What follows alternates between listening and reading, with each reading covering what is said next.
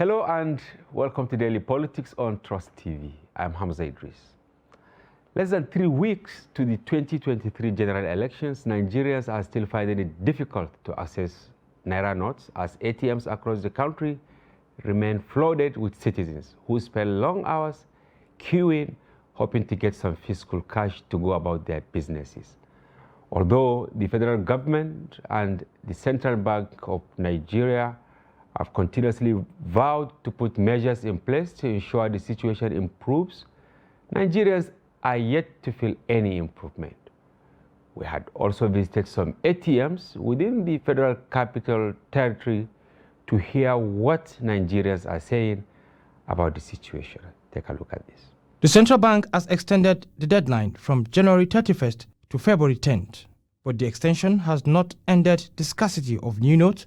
Instead, it created more queues at the banks. Nigerians have expressed displeasure for the short period given and the persistent unavailability of new NAIRA notes, saying that the new notes are hard to get even at the automated teller machines. We have been coming, we'll come, we go call, we'll not go see money. As you can see, I'm just coming back from work with my load. I've been inside here for almost 2 hours. There's no money. I went to Access Bank, they were giving me 50 naira. What am I going to do with 50 naira? A cross-section of people explained that the ATMs have not been dispensing cash, while some banks are still giving the old NAIRA notes, contrary to the CBN directives to the banks.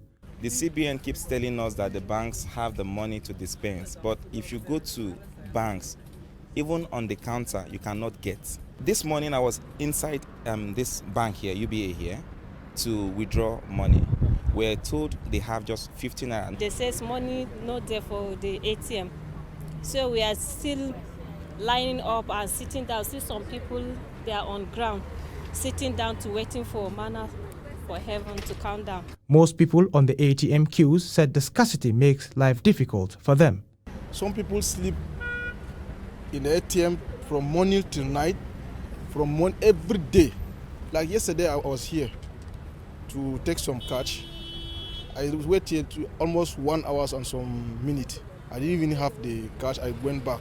Today I'm here again. There's nothing is happening here. Nothing.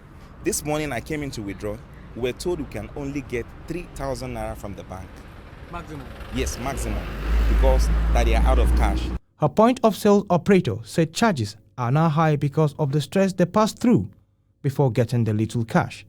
If you look around my streets, a lot of POS shop has been shut down because of lack of cash. And most times, we that do this POS, it's very difficult for us to get cash using the ATM. Like I myself here, I have account with Providence Bank. And Providence Bank is the only bank that has been consistent in keeping money in their ATM machine. President Buhari has asked governors to give him till Friday to address the problem, and Nigerians are anxiously waiting to see what happens between now and then. Kabir Lawal, Trust TV News, Abuja. And 3 states, Kaduna, Kogi and Zamfara, had dragged the federal government and the Central Bank of Nigeria to the Supreme Court, praying it to restrain the CBN from implementing its February 10th deadline for the use of the old 200, 500 and 1,000 naira notes as legal tender. However, a 7-man panel of the Supreme Court, led by Justice John Okoro, in a unanimous ruling yesterday, granted an interim injunction restraining the federal government, CBN and commercial banks from implementing the February 10 deadline for the old notes. The court further held that the government, CBN and commercial banks must not continue with the deadline pending the determination of a notice irrespective of the issue on February 15. We are now joined by Jamilu Mohammed, an economic analyst and also an author. Also have in the studio Shehu Atta. He is a member of the Stakeholders Relations Directorate of the Tinubu Shetima Presidential Campaign Council. Gentlemen, welcome to the program. Thank you. We deliberately invited you, who really, had a lot of interest in economy and Atta. You are from the political perspective, and your side of the campaign is actually against what is happening. Yes. That's why we brought the two of you. But I will start with you. The Supreme Court judgment of yesterday, will it make any difference? Sure, it should. Since it is a court decision, I believe the authorities will abide by that rule. Actually, this February 10th deadline is not feasible with the current conditions running. So I think it should. The only issue here is President Muhammadu Buhari has asked that he should be given up to February 10th, and he has now called an emergency Council of State meeting for the same February 10th. Yeah. So I don't know how to marry this. That means he is already sending a signal that his own February 10th deadline is not feasible for him to have put things in order. If it were possible to meet that February 10th deadline, then he wouldn't have called that Council of State meeting for the same day, because those issues are going to be discussed on that February 10th again. Okay, that is the Yes. president. Yes. Probably he will subject the whole matter to them. To scrutiny by Exactly. the Council of State. But don't you think a serious matter of this nature ought to have been referred to the Council of State before even the decision? Yes, I don't even see the Council of State as the right body to have. Okay, even though it is advisory, of course. It's advisory. You see, I think President Muhammadu Buhari's economic team is weak and basically ineffective. Let me put it that way. I'm sorry to say that. That is, even if there is one in practice, of course, we know we have they should have like been. In fact, we have had a government in this country where you have an economic think tank or an economic team of a single person or two people. I remember during the Abacha days, I think there were only two people dictating the economy of this country. It was Sam Aluko and the Minister of Finance then, what's his name, Antoniani. But were they getting it right? Yes, as far as I'm concerned, during that period, we had an inflation. Throughout that period, we had an inflation of 3%.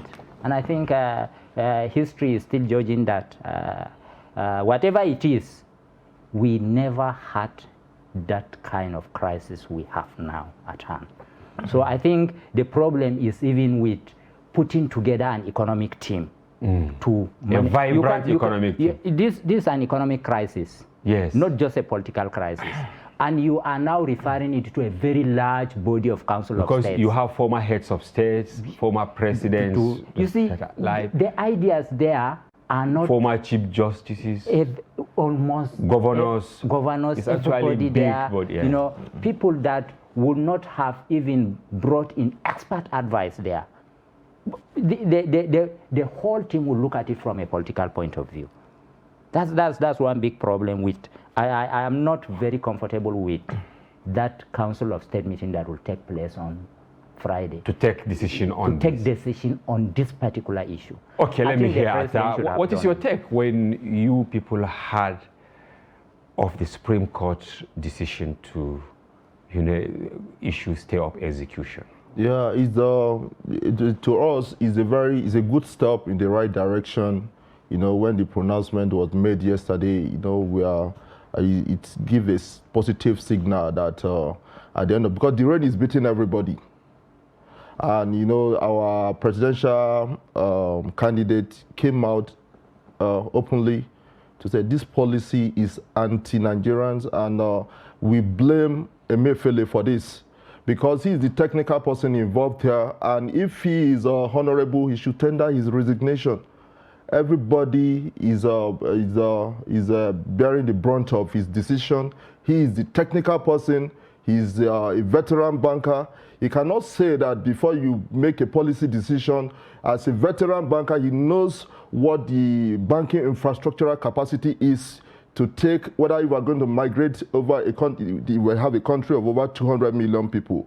And we know that our economy is largely driven by is cash driven. And from record, they say over 60% of Nigerians does not even have a bank account. And all of a sudden, you mopped up the cash in the society, you forced everybody online, the banking infrastructure cannot support this. If he has any iota of dignity in him, he should resign from that position. He should tender his resignation because he pushed everybody into this condition. He's the one that is supposed to advise the president. He's in charge of CBN. He should tender his resignation later. I will have and asked you, the most honorable thing for him to do. But let me take it to Jamilu. Look, he's saying CBN governor. Do you think that he has He's the responsible for it to do all these things without actually the consent of the president? You see, the president hired him, or if the president met him there, the president met him as a subordinate, as an expert. If he is not an expert, he shouldn't be there. So it's not about the consent of the president. He's not only on that seat as an employee of the president, an employee of the president, and at an advisory status. That is not. He is the governor of the central bank, an executive governor. There are certain things that are statutory even, that even the president has no power over them. These things are seamlessly done. The president would simply just have to accept because he's the president there, but these things work. So the whole responsibility is on Godwin Emefiele. Okay, we have laid the foundation of the conversation. We'll go on a short break, and when we return, we'll continue. Viewers, please don't go away. We'll be back shortly.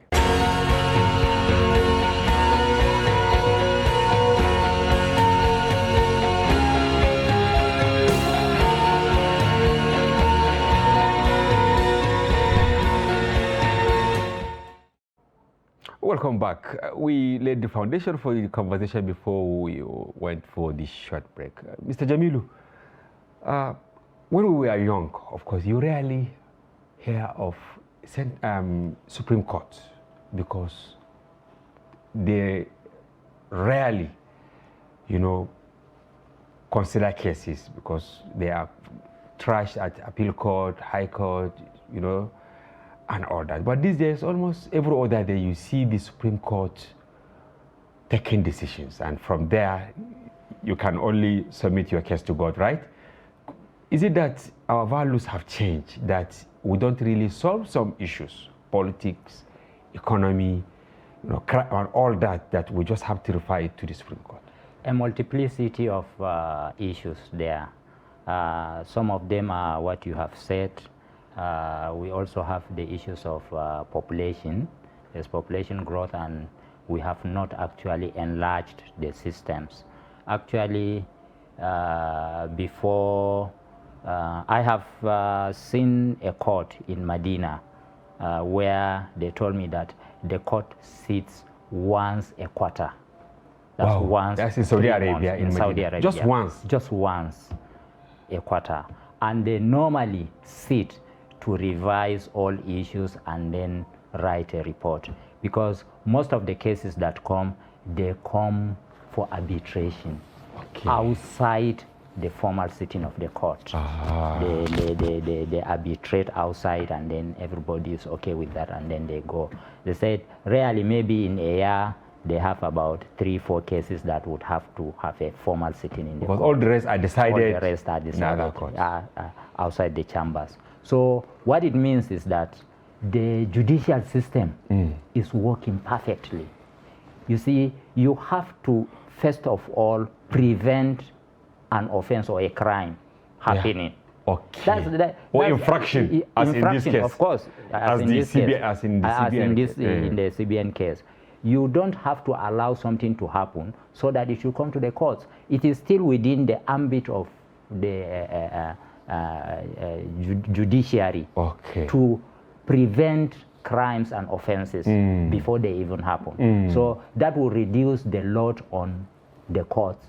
And then apart from that, there is also the issue of having population and then not expanding the staffing of the judiciary.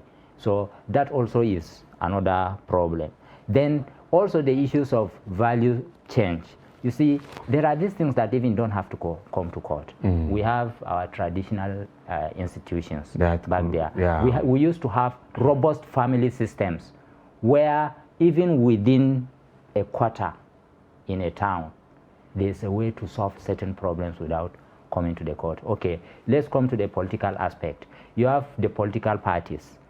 Why would the political parties not have robust internal dispute resolution mechanisms within them?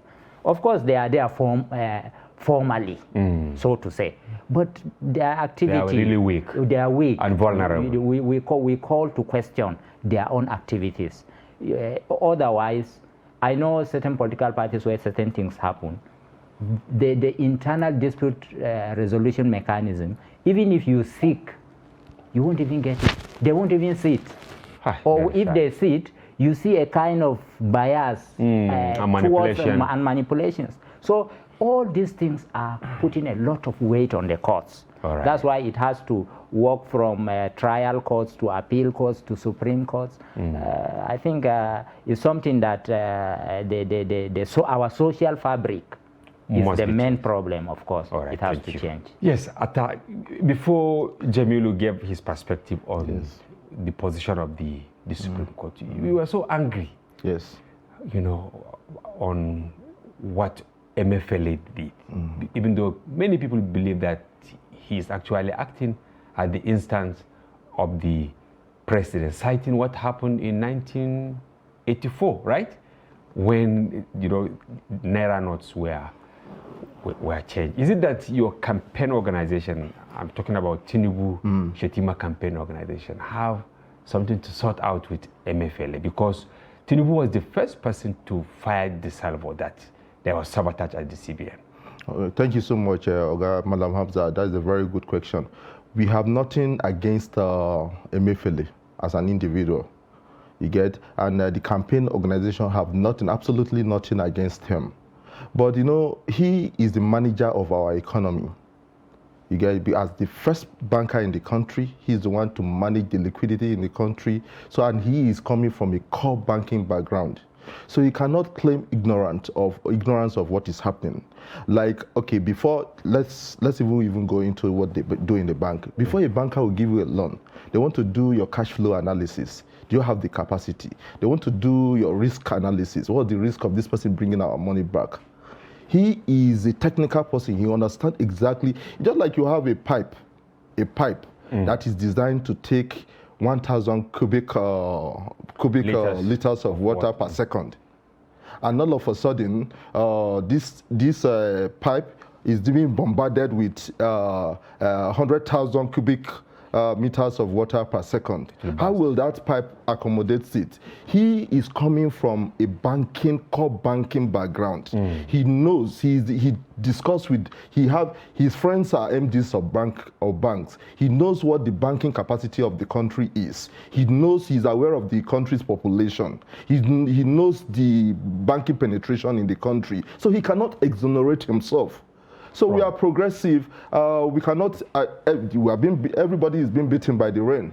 The other day, my mom wants to go to the market to go and wants to go to the bank to go and withdraw her money. She went to the bank. She could only access 2,000 naira. What can 2,000 naira do for her in a household of more than 10 people? Okay. Immediately after the Supreme Court judgment, there was a statement from your campaign organization actually hailing the Supreme Court, yesterday, also hailing governors yesterday on the decision. Yeah. Now it's like you people are reducing the whole thing to political campaign or something like that. No, Malam Hamza, it's not about a political campaign. It shows that our party is a party that rode on to power because we're not happy about the way the country was being run, and we're the progressives. And that is why you see Ashwaju came out openly to denounce what is happening. We're not part of what is happening. The campaign organization is not part of what is happening. Is he not indirectly attacking the president? No. The responsibility still goes down to MFLA.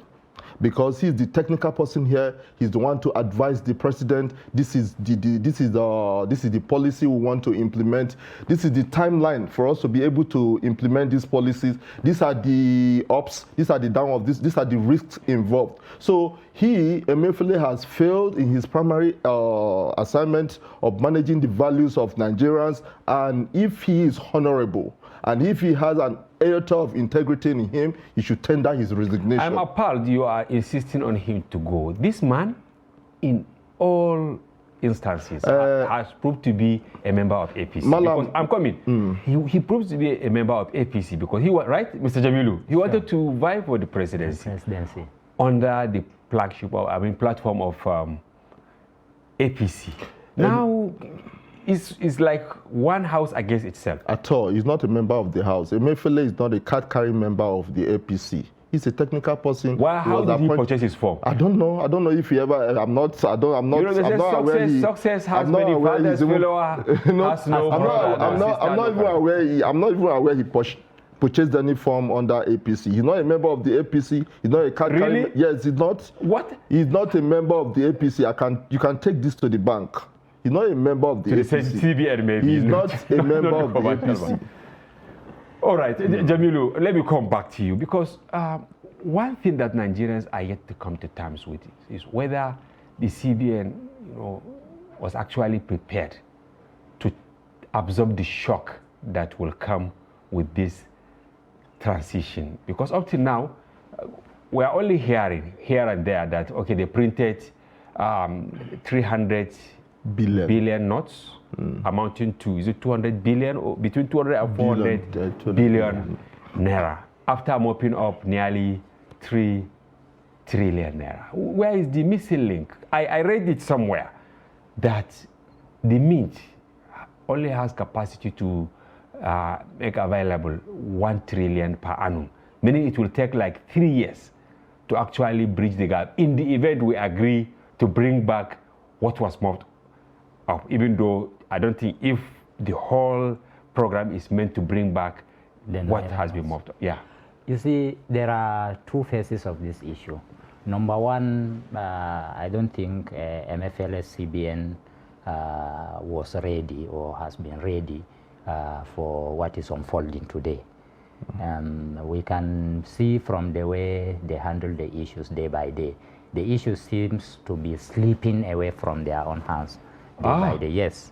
Otherwise, we shouldn't have reached this situation. You cannot roll out a program. If you have a program, you have elements of the program, and then midway or quarterway you change, another quarterway you change. That means there's something wrong with the program. If you've been implementing the program rightly, and you have designed the program, then you should observe little hitches. If we are to suffer, so to say, in the program, we should have been informed. There should have been sensitization that, okay, A, B, C would happen, but population, you should also expect D, E, F. As mitigation. Of course. Okay, these things are not there. And then from the other phase, I'm only talking about now that technically they are not ready. But I can add another point on this technical readiness of them. You see, the issue of mitigating or trying to address the issue of inflation is not only about how much money is in the system. It's not only that. That determines whether that determines too much money chasing too few goods. That's not the only issue. You say the issue of demand and supply, too much money chasing too few goods. It is true, but what kind of money? The denominations matter. Yes, the denominations in circulation also matter. Like in our own instance now, the main culprits in our own instance today of our own inflation are the 1,500 naira notes. And I am surprised that the CBN does not have the intelligence, feedback mechanism to know how many 500 naira notes are in circulation, how many 1,000 naira notes are in circulation, how many 200 naira notes are in circulation. You should have your own formula, an equation. How many of each of these are you releasing? And then now, if you want to commence a study, you can say, okay, let us pump more of 1,000 naira and see. The inflation will shoot up. You say, okay, 1,000 naira is the culprit. So you now withdraw it. You now tactically start withdrawing. So you don't even have that study. Even if you are not going to practice it on the field, why not get institutions? Our universities are there. To do the study. To do the but studies. They have a think tank in CBN, and I think they all did everything in secrecy. Whatever they did, let them release those results of their studies. Let us see. To prove some that of the things you are saying that you are right that or wrong. They were scientific. They weren't scientific. You think if maybe 50 naira, 100 naira, and 200 naira, our inflation wouldn't have been this way, and we shouldn't have been suffering like this. Now, that should be part of the solution. Okay. Yes, release a lot of lower denominations. For day-to-day running. If you say you don't want politicians to hijack the electioneering system, yes, politicians will not have to hold 50 naira, 100 naira, and 200 naira in large sums to go and be bribing people. It's impossible. Is the 1,500 naira they target? Yes. To keep in their houses. If they do it via bank, they will be traced. They will be traced. So it will solve the problem. So this is part of the solution. Then, if you look at it from the other point of view, you see, I think they are saying Emefiele's central bank is trying to demonetize the system. How? All the monies, they discovered their own mistake. They want us to suffer for their own mistake. That's how I see it. Okay. Yes, they have flooded the system with 3.23 trillion. Yeah, and about the money did not actually, people did not plug them from trees. From trees. They came from the system, the central bank. And 2.7 trillion has not been in the banking system. 74% of your currency is not in the banking system. So it's an indictment it's an indictment. You go and sit down in your MPC, Monetary Policy Committee, and you say you are raising interest rate because you want to cut the money supply by 500 billion. You cut the money supply by 500 billion, but because 2.7 trillion is not in your control, somebody is there lying on them at home, he will float the economy with 1 trillion. Oh my God. So how have you solved any problem? You haven't. You haven't. Yes. So demonetization is what we think Emefiele is trying to do. How? He has discovered that he has flooded too much money on the system. Okay, what do I do? Let me punish Nigerians by collecting back the money. And that's why Nigerians are angry. But the problem of collecting this money is that money is my value. I worked for the value. As the system, as the manager of my economy, you are only managing my value. The value belongs to me. It doesn't belong to you. You can't enforce certain things. You can't enforce certain things. Don't destroy my value because you do not create my value. You only manage my value. I've given you my value to manage. And then you messed up. So why should you demonetize the system and make me suffer? You can demonetize the system without making me to suffer. Okay, I will come to that. Atta, there are allegations that, honestly, the ruling party, specifically, because Atiku said CBN should not even extend the February 10 deadline. Peter Obi, at the time, said Nigerians should endure. Konkoso also make a different statement that, okay, if it comes to his time, of course, the policy is not bad, but there are certain things that ought to have been put in place. Only the ruling party is actually fighting the ruling government. I mean, right? It's obvious. Now, is it that because you want to use the opportunity to buy votes? It's obvious. No, not at all. It's obvious, from what they say from their mouth, whose side it belongs to. It's obvious because there is an obvious misstep by the CBN governor. And if the other candidate from the PDP, LP, and NNP is supporting the mistake the CBN governor has committed, and what it means is directly or indirectly is that they are endorsing the suffering of Nigerians. That is what it means. They are endorsing this because if from what Atiku have said on the paper is there for everybody to verify that he's in support of the policy.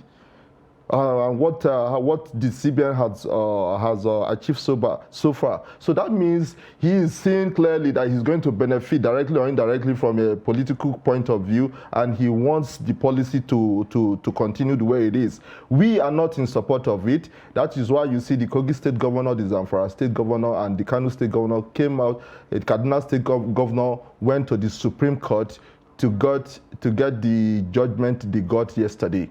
I get it. We're not in support of that, and we believe that if Nigerians vote Asiwaju, he is a first-class accountant. He has proven in the past that he can manage the economy of a state very well. He can create sustainability. He can mentor people, and we have seen the template in Lagos, and that is the confidence we have as a party, and that is the confidence we have as a presidential campaign council. And Nigerians knows exactly what has transpired. It is we don't know whose interest Emefiele is serving. It's clear that the thing has backfired, and it is going to be reversed. The solution to this, is that they should bring back our old notes. Let the old note and the new note run concurrently till that we can attain the stability for the new notes, and Nigerians will not punish, Emefiele will not punish Nigerians any further again. You keep referring to Emefiele, but a governor, let me be specific, Ganduje, governor of Kano State, push the blame to the oppositions that they are behind all this, even though everyone knows this is policy of the federal government, which is under APC, right? The CBN governor, of course, you said he's even a member of your party, but it would be very many Nigerians. Now, don't you think the governor is trying to just shift blame to President Buhari? It would be very easy. It would be very easy for you to blame opposition for this, because look at the utterances of Atiku, for instance. It's in the public that he supports the CBN's action, he supports the policy, he supports the action and the policy because of he feels the CBN is trying to do the right thing, and I can supports, see the general consensus is that it's a good policy, but maybe bad time. The right thing that the CBN is doing that is directly affecting Nigerians. Anyway, you have your own opinion. Let me come to you. I want to talk actually on infrastructure, because there is this data from the World Bank, right? That in Nigeria, there are only 4.3 commercial bank branches for 100,000 people. In Ghana, you have 11 branches for 100,000 people. And in the United Kingdom, you have 25.1 branches for the same number, that is 100,000 people. Now, I want you to talk on this. It means that majority of Nigerians are not banked. Yes. So how are we going to put something on nothing? We are grossly underbanked, yes. And I don't know whether to say underbanked or underbranched. They are two different things. We can have only 10 banks. Yes, but if they have spread. They have good spread, it will still suffice. But I think we are grossly, the number of banks would only speak about competition. That is, and it's good for economics, where you have a better competitive environment by larger number of competitors. Yes, that's the number of banks. So in that case, we will say we are underbanked. But there has to be a commissioned study to look at that. But definitely, we are underbranched. Yeah, okay. Because most of our rural areas, you go there, you won't have access to these issues. Yeah. I can give you an example. I think what I'm getting, the feelers I'm getting from home, my hometown. Yes. That's in Taraba State, right? Taraba State. There's a weekly cattle market in Guroje. It used to be a turnover of about 80 million. 80 million? And that is not, I'm talking about then. Now is over 200 million. Turnover? Yeah, turnover every week. Now, what this particular policy has done is to go and mop up more than 600 million from the environment.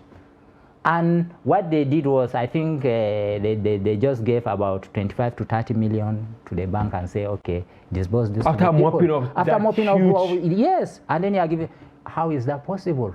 So meaning this validated the World Bank of course, data that yes. Taraba, Yobe, Zamfara, Jigawa, Gombe, Kebbi, Bauchi, and Sokoto in northern part of the country have a cumulative population of 41 million inhabitants. Yes. But collectively sharing just 279 banks. Or branches of banks. So that is a very serious problem. And that is not the only infrastructure. Even where you have the banks and the branches, there are banks that have underinvested in technology and infrastructure. And that is why they are having low moments. You have a website, you have a dishing out system that should accommodate maybe 2 million transactions a day, 2 million transactions a day. And then now with what we are having,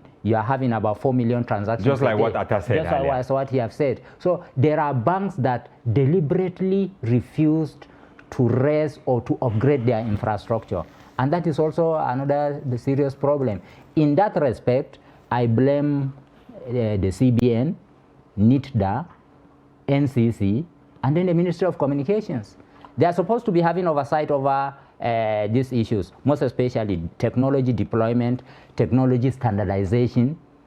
This is their own job. And they're all taking those things for a ride. Of course. We'll stop here and those things are not then there. you go on break when we come, because we'll continue talking on infrastructure. Viewers, we'll go on a short break, and when we return, the conversation continues. Don't go away. Haruna, BC, Akman, Unduka, how will I want to do on election day? On election day, I go take my PVC. When I reach where I vote to, I broom I go put my hand for Tinubu. On election day, I go take my PVC. When I reach where I vote to, I broom I go put my hand for Tinubu. People of Nigeria, make we all come out on election day and vote Asiwaju Bola Tinubu as president. Make Nigeria for better. Make you put your hand for APC, the party where show broom. Not forget now broom you go put your hand in. Bam! On election day, I go take my PVC. When I reach where I vote to, I broom I go put my hand for Tinubu.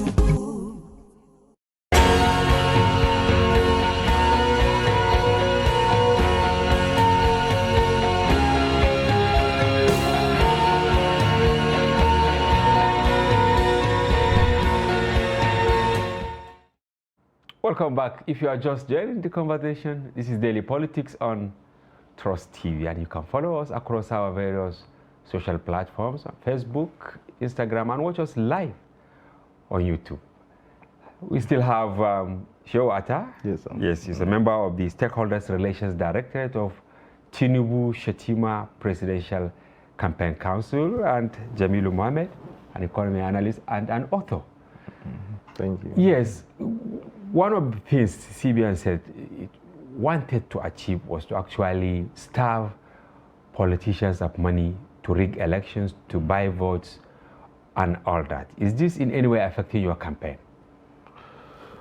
This is not about our campaign, because this is not in any way affecting our campaign. Because at the end of the day, what the percentage of politicians to over 200 million Nigerians that have been affected by the crisis caused by the CBN.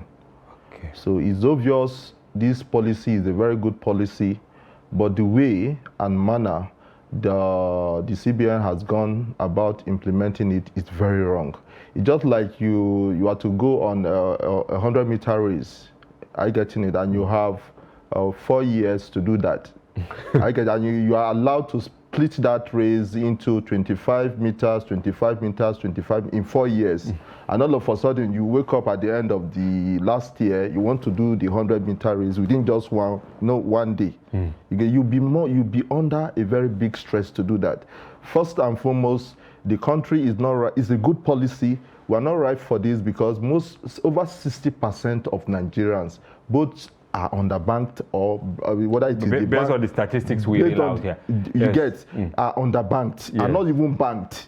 You get, so there will have to be a gradual development of capacity to accommodate the influx of people into the online transaction Emefiele want to migrate us onto. But when you say so this did not in any way affect your campaign, does that mean that you still have no, what I'm saying now is that the priority ahead of us now is that there should be a stability in the country, because if we're going to continue on this lane, there's going to be anarchy, and that we're not going to even have a country to call our own. So they have most of your money for the campaign also. No, we're not.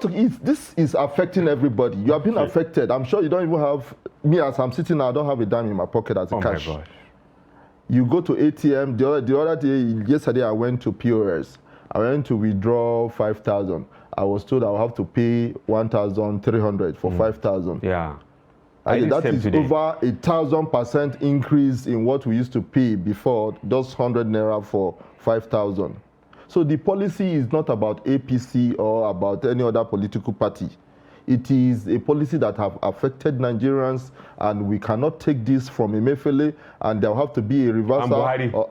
No, it is Emefiele. Emefiele is in charge. I want Jamilu to come in here, because it's like he's talking like a typical politician. A typical politician. The problem is people like my friend here, Mr. Shewata, they have politicized the issue of our Commonwealth. You see, this change of currency shouldn't have been politicized. Let me give you certain instances. Now we said the president has called for an emergency Council of State meeting tomorrow. It's emergency. Why not Mr. Professor Oshibanjo calling for the National Economic Council meeting? It is an economic emergency. It is an economic problem. Okay. Why won't because he hates the economic, he hates the economic, because there are many economic templates that you people are actually executing. He should have been the one to have called the National Economic Council emergency meeting, discuss whatever they were going to discuss, bring out proper solutions for implementation. Then maybe President Buhari would now build on that. Say, okay, the National Economic Council now would come with its own solutions to the National Council of States meeting and say, okay, this is what we have. Economically, it is an economic emergency. So the National Council of State is a national issue, discuss that and then implement. But we have not had the National Economic Council meeting, emergency meeting, and then we are. It should have been a precursor to the meeting tomorrow to the National Council of State meeting, but that has not happened. Okay. The second thing is our own problem. The actual problem is because even the process of our democratization is weak. Okay, how? You see, election is key to democracy, is principal to democracy. Okay, how do we now conduct elections? Worldwide today, where there are places where elections have been automated. There are places where you elect 1 month to the actual date of election. In fact, you can even cast your vote at the comfort of your bed. Or you can use our automated teller machines, ATMs. They can be used for voting. Wow. Technologically, yes. Without even going to polling. They will give a time, okay, we have given you election date is 25th, for instance, for the presidential election. 2 weeks or 1 month before 25th, you can cast your vote. Wow, ahead of time? Ahead of time. Without as if you are withdrawing money. As if you are withdrawing money. You can do that. But because that infrastructure is not there, that's why my friend here, Mr. Shewata, they have politicized the issue. Otherwise, this policy of changing our currency shouldn't have time. It can come anytime. It has come now, and it is creating problem because our election is a burden. We don't have an automated system of it is very analog, and so everything has come confused. Otherwise, if it were a seamless kind of structural election, even if they come together, the change of currency and then the election, people will not even realize, because your election is smooth and seamless. Your change of currency is smooth and seamless. You won't even understand that the two are going together. But because our election itself, you have to gather, go on one day, logistics, the campaign, the logistics, yeah. blah, blah, blah, blah, is not well developed. No, and that's the why system, the process, our own electioneering process is not automated. It's at its own basic, primitive level. That's why we are facing this problem. Otherwise, we shouldn't have even been talking about this. Not apportioning blames, but don't you think that the APC government should own up to some of these failures? Because for 8 years, changing the currency ought to have happened, right? Sure. Because they say it's over 16 years when they change some of these things. Now they put it at the same time we're going to have election, we're expecting census and all that. Okay, asking the APC government to take responsibility for it, absolutely we can exonerate ourselves, but that does not mean that a single policy, you cannot say you want to pull down the house now because somebody within this house has committed an offense. We want to pull down the whole house because there are other people within the house that have performed excellently. Okay. You get the mess the opposition party left for us in 16 years. That was what we've been trying to clean. Just the way the opposition party was saying for 16 years that the mess the military left behind. They left a lot of mess for us. Okay. 16 years of PDP, they left a lot of mess for us. You see, President Buhari is busy building the second Niger bridge that had been on 3D since Shehu Shagari. But there are lyrics now that say that so, some lyrics saying take us back to 2015. We have been building infrastructure. We have been building so many other facets of the economy, and the government has performed excellently well with the available resources and funds available to it to drive the economy. So the mistake of Emefiele is too intelligent and he's too smart to have done this. So that now leaves us with the question of whose interest is this serving? You get whose interest is a veteran banker? He's too intelligent to have done this mistake. So whose interest is he actually So we don't know. But some of the people in your campaign organization, nocturnally, they've been saying you people are actually cruising to victory. Absolutely, but we are. What happened is like it's going to affect your fortune. At all, because Nigerians knows exactly what has happened. Nigerians knows that this thing that is happening at this very point in time is deliberately designed by an individual within the central bank and outside the central bank to paint this government black. I get it. So Nigerians know, and they are smarter than this, and at the end of the day, we are still ahead of our game. Okay, on infrastructure, Mr. Jamilu, what do you think government should do in the interim to cushion the hardship and the confusion in the system? Well, the government has to deploy, even if it is temporary measures. For instance, the immediate needs of the society is its own economic value. I have my economic value, you have taken it, you said you are managing it, and I cannot access it. You have to make money supply.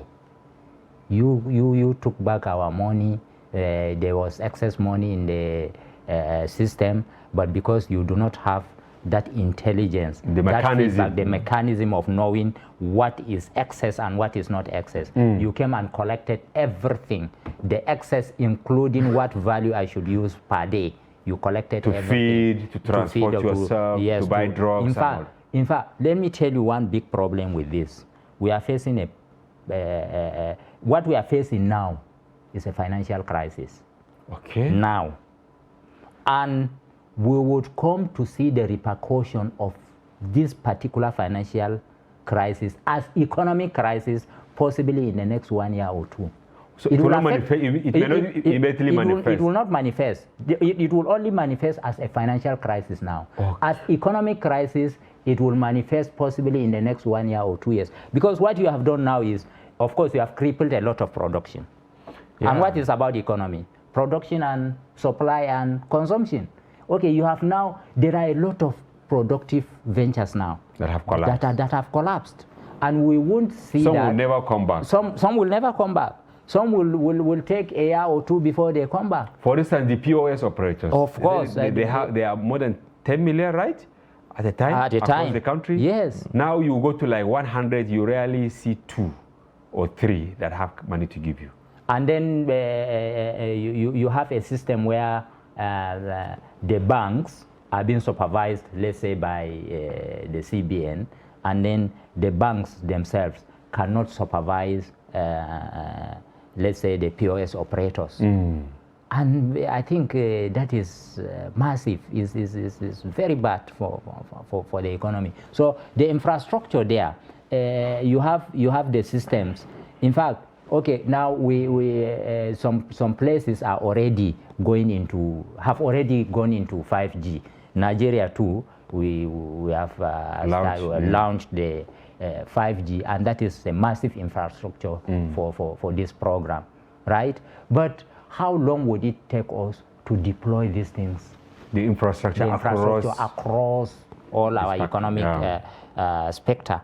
That is very important. That's why I say I still blame Ministry of Communications, NCC, and they're supposed to coalesce. Of course, they have the standards, and they also have to supervise and then enforce even the standards, the standardization of these things. The facilities. The facilities.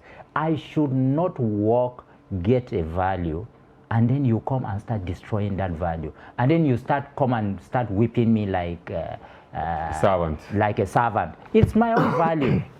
So why you are only supposed to manage it is out of trust that I gave you. Yeah, because some people say you have right to keep your money at home. I have right to keep my money at home.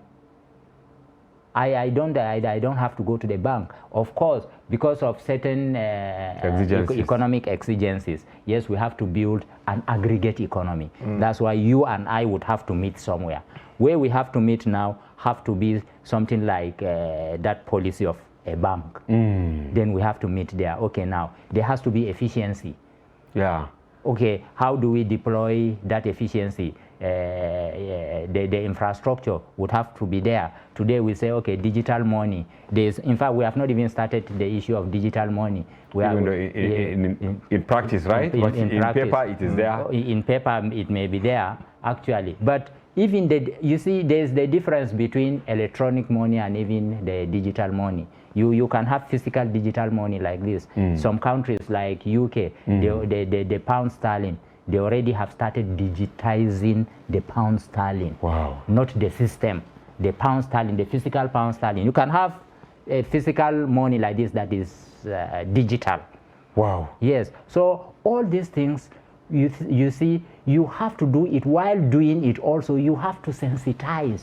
Sensitization is very important. If you want to deploy a system, a policy, if I'm not convinced about the policy, how are you going to achieve success? And this was actually done in secrecy because they just now assuming you people win election, will you put aside all what has been started by the CBN to do it afresh, or based on your interactions, there is another way that you are going to approach it? No, whatever intervention I'm giving on this is my personal opinion, and this problem has thrown light that for every problem we see, there are opportunities that comes with it. Okay. And coincidentally, we are lucky as a political party. Our candidate is a first-class accountant. He knows exactly what is happening in the economy. We have seen his track record. I'm sure he's observing, he's looking at opportunities that we can key into from this. One of the things the new government, I know he's going to push policies to achieve is to deepen the infrastructural capacity of our banks. I get in it. So it's an opportunity that will boomerang from this kind of stuff. We have seen that people are queuing up in every places to access even POS. That means there have to be further deployment of POSs to all the nooks and crannies of this country. So this will create job opportunities, this will create new employment, and these are the positive lights I'm seeing that could be what the next government will be thinking about, and I'm sure Ashwaji is going to work in that direction. Are you optimistic elections will hold? Are you hopeful? I'm very optimistic. The election is below. If you look at the news yesterday, the president is already the INEC chairman met with the president, and there is a confirmation that the election is still going to hold. And if election holds today, I can guarantee you, Malam Hamza, that APC is taking the day. Malam Jamilu, so on a general note, how do you think we should manage the crisis between now and election day? Supply money. Okay, because Atta earlier said those old notes, since the new ones are not really available and the capacity to print them not really there, that they should bring back the old ones. They can work concurrently. I agree with that. But I still say you can mop up the 1,000 naira and 500 naira denominations. Supply the 200 naira, 100 naira, and 50 naira. Supply them. But for a very long time, we don't even have them, in our POS and all that. They should start allowing such denominations. Of course. You see, some of these things we can agree that there are a lot of sabotage. When maybe day before yesterday or 2 days ago, we saw how EFCC stormed a bank, and then they were holding a lot of cash there. So what would you say about that? You see, corruption is still an index in our system. Some of these things are not only sabotage, but corruption, outright corruption. And we must address that. And we understand that some of the bank managers are selling the money to other people. You are the highest bidder. Let us give you cash. And that's why they are holding the money. Not just sabotage, but pure corruption. So all these things, I think the best thing is supply a lot of money. Even if you say you are mopping up, you are demonetizing the system, mop up the 1,000 naira notes and then the 500 naira notes. And then also make sure you commission your intelligence on which particular denomination or which denominations are culprated in the issue of our inflation. Thank you very much, Jamilu Mohammed, for coming to the program and for your informed perspective from the economic angle. Ashawata, you've taken from the, you talk from the political perspective, and I'm sure you made sense. And you also projected what your party will do at the end of the day, if you will. I wish you well. Thank you so much. I thank both of you for coming to the program. Thank you. Yes, that's a wrap on today's program. You must do well to collect your permanent voter's card and make a commitment to vote in the forthcoming election to guarantee a better future for all of us. Thanks for watching, and do join us again. I'm Hamza Idris.